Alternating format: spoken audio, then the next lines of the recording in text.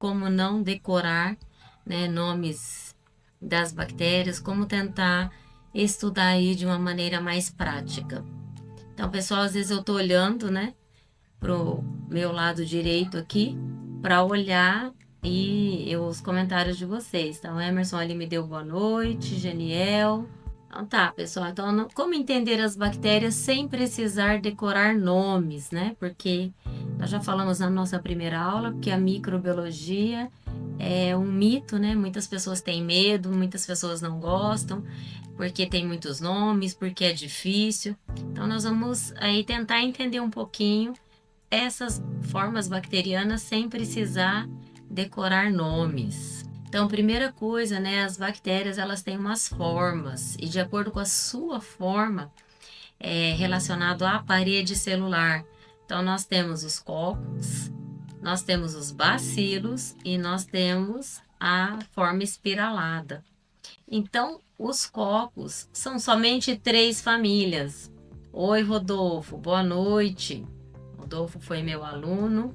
Os cocos são três famílias apenas, né? Estafilococcus, Streptococcus e Enterococcus. Então, o próprio nome já termina com cocos.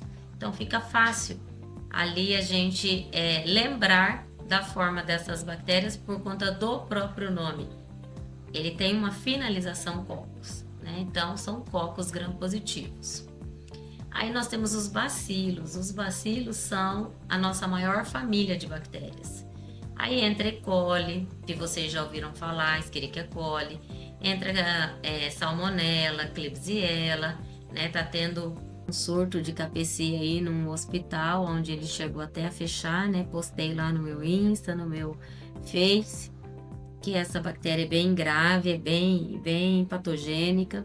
E aí nós temos também as formas espiraladas, né? O treponema pálido, que é a bactéria causadora da sífilis, né? Que é o cancro duro.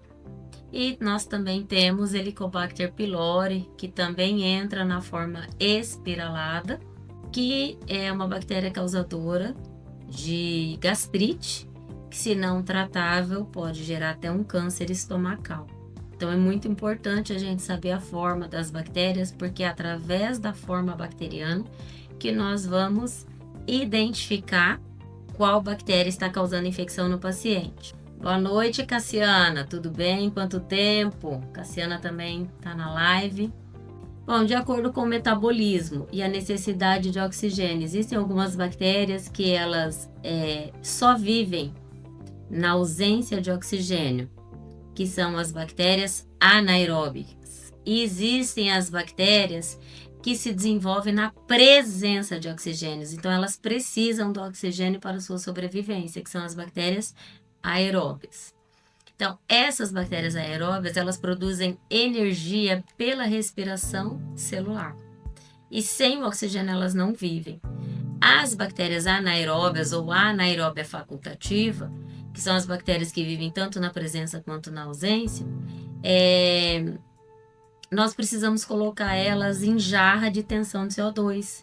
Então, nós colocamos essa bactéria lá e acendemos uma vela para que essa vela tire o oxigênio. Aqui eu tenho tensão parcial de CO2. Eu não trabalho com a total, né? Porque eu não trabalho com alguns tipos de bactéria.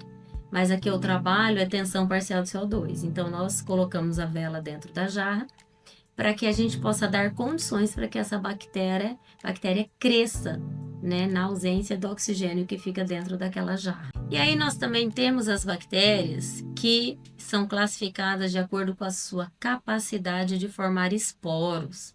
Essas bactérias que formam esporos, elas fazem com que ocorra uma divisão no DNA. Oi, Lu, tudo bem? Luciana é de Curitiba, seja bem-vindo a mais uma live. Bom, então essas bactérias, né, que têm a capacidade de formar esporos, elas produzem isso quando elas estão em condições desfavoráveis. O que significa isso? São bactérias que o paciente às vezes está hospitalizado, então ele está em uso de vários antibióticos, e aí ela acaba produzindo esse esporo como uma forma de proteção. as bactérias esporuladas, elas são mais difíceis de tratar, né? Elas, por falta de nutrientes, às vezes, elas se tornam mais resistentes aos antibióticos. Então, essa capacidade de formar esporos que as bactérias têm é uma forma de defesa para que o antibiótico não consiga destruir, né, a bactéria. E aí ela acaba fazendo uma divisão do DNA. E além de dividir o DNA, ela ainda forma uma cápsula, forma um esporo ali ao redor desse DNA. E esse DNA que vai ser compartilhado com outras bactérias. Então ela acaba também levando resistência de uma bactéria para outra. Por isso que as bactérias estão se tornando cada vez mais resistentes aos antibióticos. Então, de acordo com a classificação, né, genética e bioquímica, então nós temos bactérias gram-positivas e bactérias gram-negativas. As bactérias gram-positivas, elas possuem uma camada mais espessa de peptídeo glicano. E essa camada mais espessa de peptídeo glicano, ela faz com que a bactéria absorva mais o corante violeta de genciano, fazendo com que essa bactéria ela fique com cor. A literatura, né, fala azul, mas a gente vê mais roxo, né, no violeta, mas a gente vê um roxo ali na coloração de gram. Já as bactérias gram-negativas, elas têm uma camada menor, mais fina de peptídeo glicano. E ela tem na sua formação lipopolissacarídeos, proteínas e lipoproteínas, que faz com que ela se diferencie das bactérias gram-positivas. Então, quando nós fazemos uma coloração de gram, que é o principal exame para diferenciar bactérias gram-positivas de gram-negativas, durante esse processo de coloração, quando nós vamos visualizar no microscópio, nós conseguimos saber, né, se elas são positivas, que a coloração fica roxa, ou negativas, que a coloração fica vermelha, né? Se vocês estão conseguindo ver aí o slide, aqui, né, no primeiro violeta de genciano, nós temos a coloração das bactérias gram-positivas, e aqui no último corante fucsina, nós temos a coloração das bactérias gram-negativas. E por que que isso é muito importante? Porque geralmente, né, as bactérias gram-positivas, elas são mais sensíveis a antibióticos que atuam a nível de parede celular, como a penicilina. Já as bactérias gram-negativas, elas são mais resistentes devido à membrana externa que impede a entrada de alguns antibióticos, como exemplo a amicacina, que é um exemplo de um antibiótico aminoglicosídeo.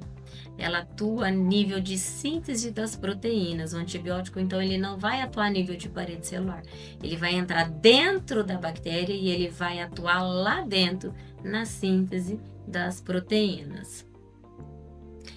Então, pessoal, vocês estão vendo o slide? Vocês estão me ouvindo bem? Ah, então tá, Rodolfo. Muito obrigada, tá? Bom, então, né, eu acho que vocês entenderam, né, a importância de nós classificarmos essas bactérias.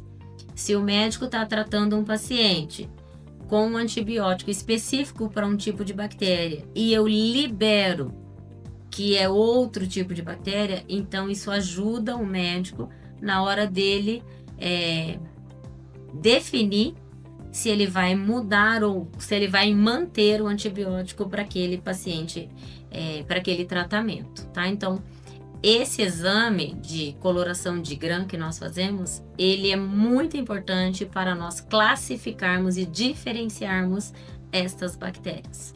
E aí nós temos uma grande diferenciação também entre bactérias fermentadoras da glicose e não fermentadoras da glicose.